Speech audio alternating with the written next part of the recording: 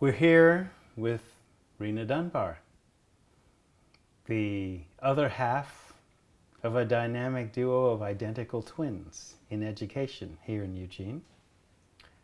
Where are you from? Well, I was born in Los Angeles, California, and I grew up in Indiana. And so I actually told everyone I was from California until I moved to Oregon. And then all of a sudden I was from Indiana. So shifting stories depending on where I was actually, in the space. And how that would be received, where you were from would be received. Yeah. So when you grew up in all those different places, growing up in Indiana, LA, South Central to Indiana, what was that like? Well, I don't want to say it was negative because I really have tried to embrace our experience. However, it was tough. It seemed as if we belonged in Los Angeles a little bit more, and once we moved to Indiana, we were outsiders and kind of exiles.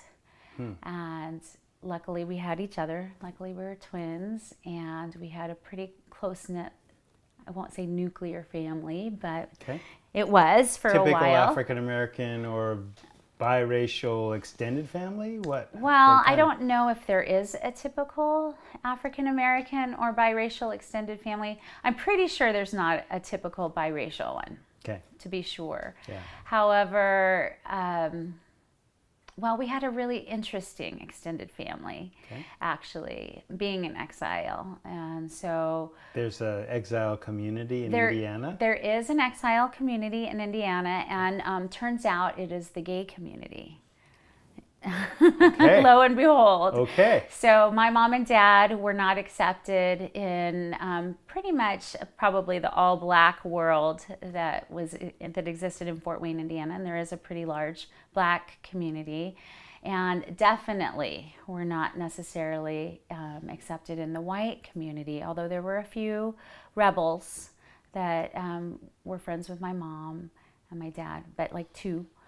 But my mom was a teacher, and she was a special education teacher. And turns out that there's something about special education that drew, at least back in the 70s, when we were growing up in the 80s, lots of lesbians. And we didn't know this, of course. That was actually never talked about openly.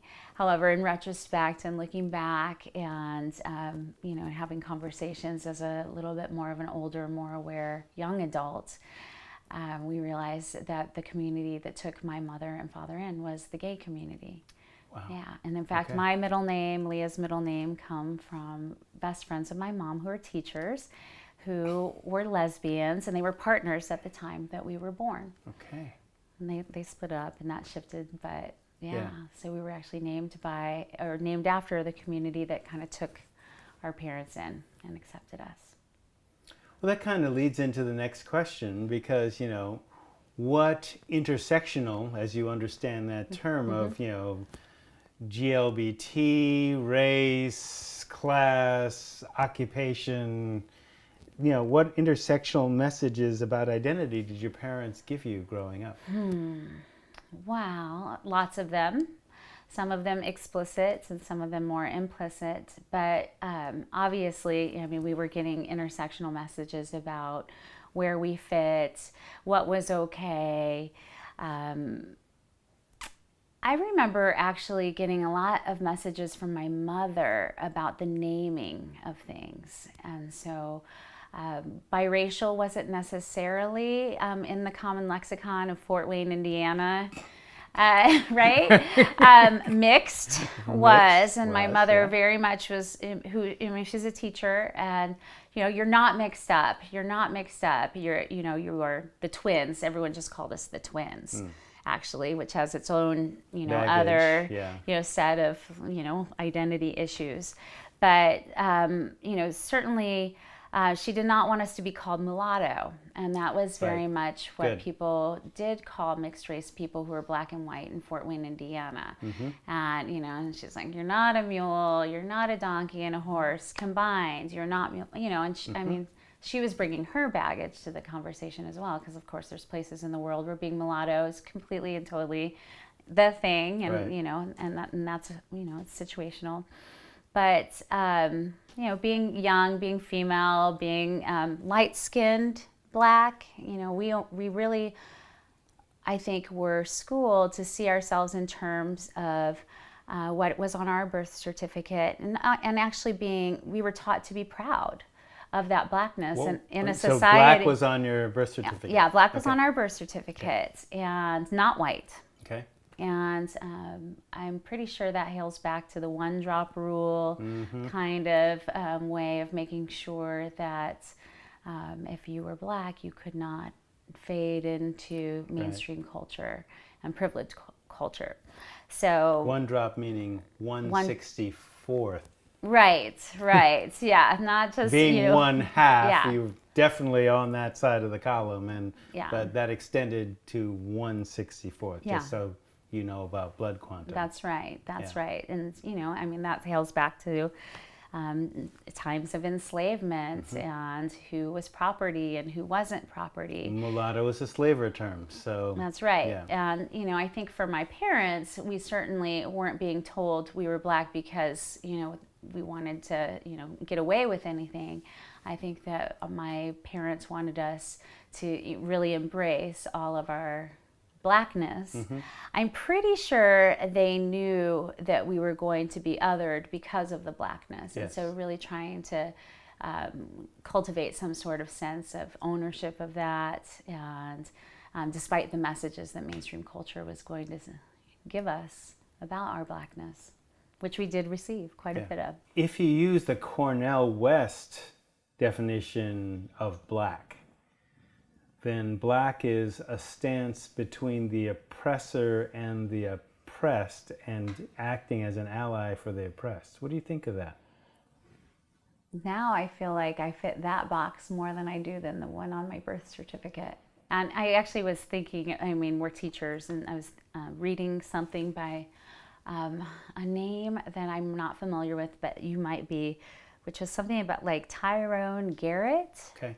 And as teachers, when you were working in an oppressive system, either you are an oppressor or a revolutionary.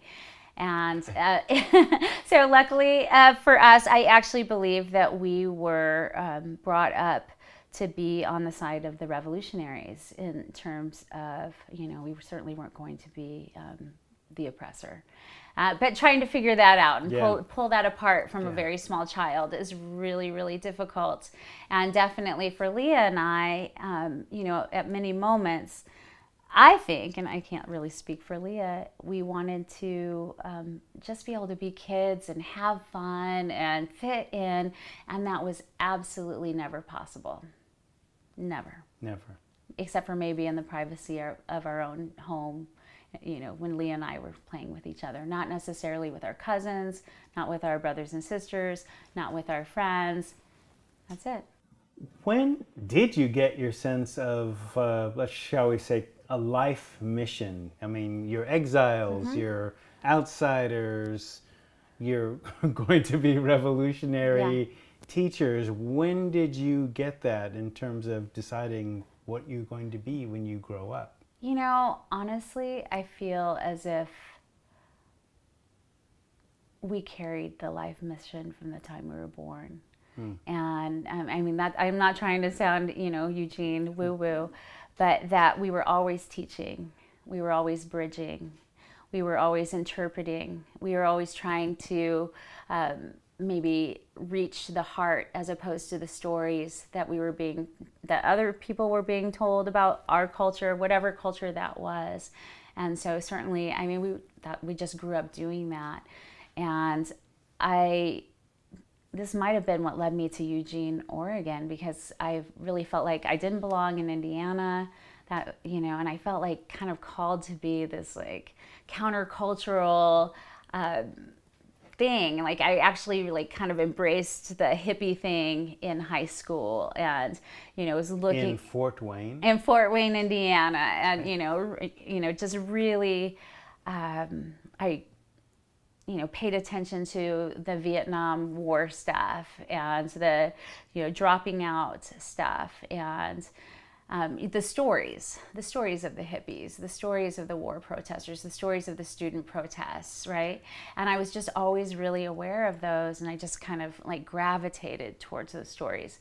And so I don't really feel like I had like a life mission or knew I wanted to be a teacher, but I always knew I wanted to shift the culture and change what was happening to me and make it different for maybe someone else who came after me. Carried that. Yeah. Why did you want to become a teacher? I mean, yeah, your parents were teachers. Lost their jobs when they started dating. And my dad never returned back to that, but he was always teaching and lecturing us, certainly. Teaching us a lot about history, and just this really brilliant, worldly person, aware human being for survival's sake. But my mom was a teacher, and I'm pretty sure Leah felt this as well, knew that teaching was the last thing we wanted to do.